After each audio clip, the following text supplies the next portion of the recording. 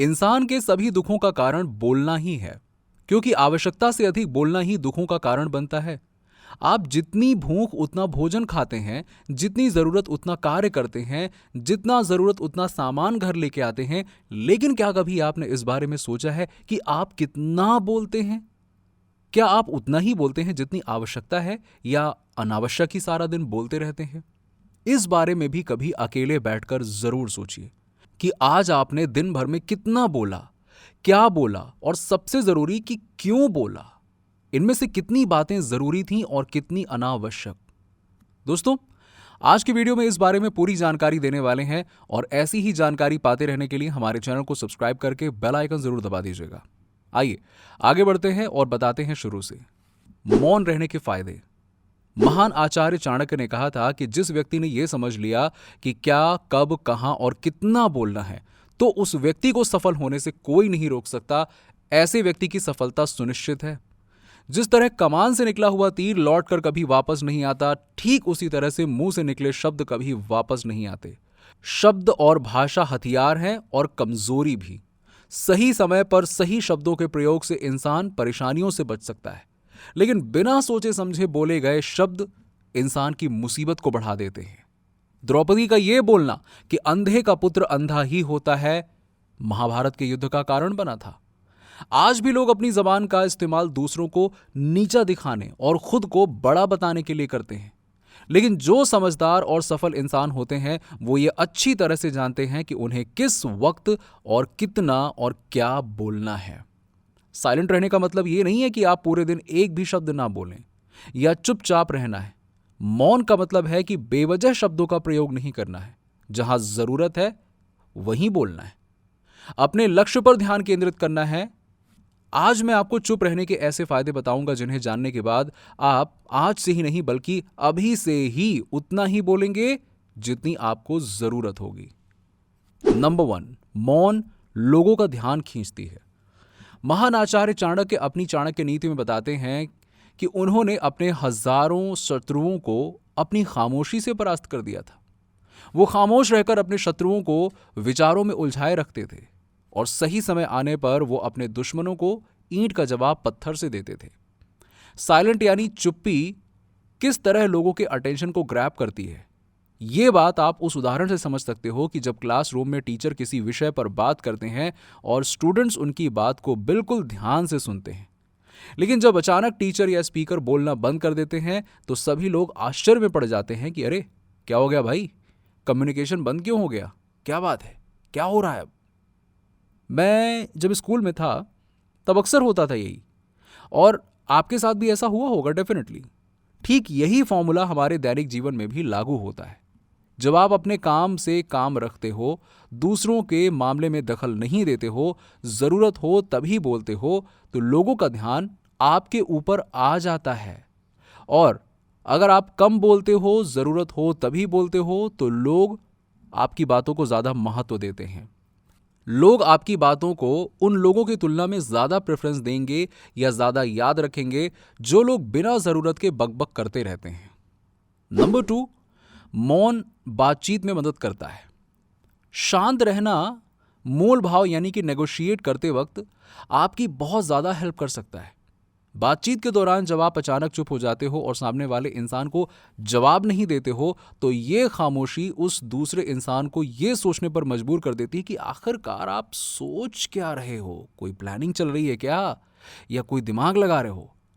तो फिर इसी चीज का आपको फायदा उठाना है। सामने वाले को ये सोचने दें कि आप क्या सोच रहे हैं, इत्मीनान से आप उसे सोचने दें। मान लो आप कोई डील फाइनल कर रहे हो, तो आप सामने वाली पार्टी को जल्दी से यस या फिर नो कहकर जवाब बिल्कुल मत देना। कुछ सेकंड्स का पॉज लीजिए, आराम से, शांति से।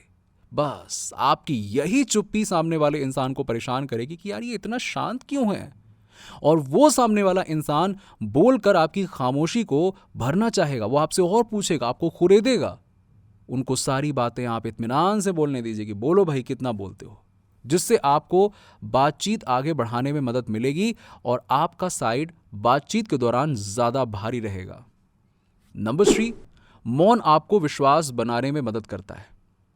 अगर आप एक मजबूत रिलेशनशिप बिल्ड करना चाहते हैं तो उससे पहले आपको ट्रस्ट यानी कि विश्वास बिल्ड करना होगा। और विश्वास तभी बिल्ड होगा जब आप सामने वाले इंसान की बातों को ध्यान से सुनेंगे, यानी बातचीत के दौरान बोलेंगे कम और सुनेंगे ज्यादा। ऐसा करने से दूसरे इंसान को लगेगा कि आप एक अच्छे इंसान हो और सामने वाले की बात को अच्छे से सुनते हो, किसी को भी नजरअंदाज नहीं करते हो, और तभी तो आपके बातों को अच्छे से सुनेगा और ट्रस्ट बिल्ड होगा। नंबर 4, उत्तर प्राप्त करें। आपने ऐसे कई सारे लोगों को देखा होगा जो कोई प्रश्न पूछने के बाद रुकते ही नहीं है, अपनी बक बक बक बक बक बक बक बक चालू रखते हैं या फिर दूसरों को बोलने का मौका नहीं देते हैं।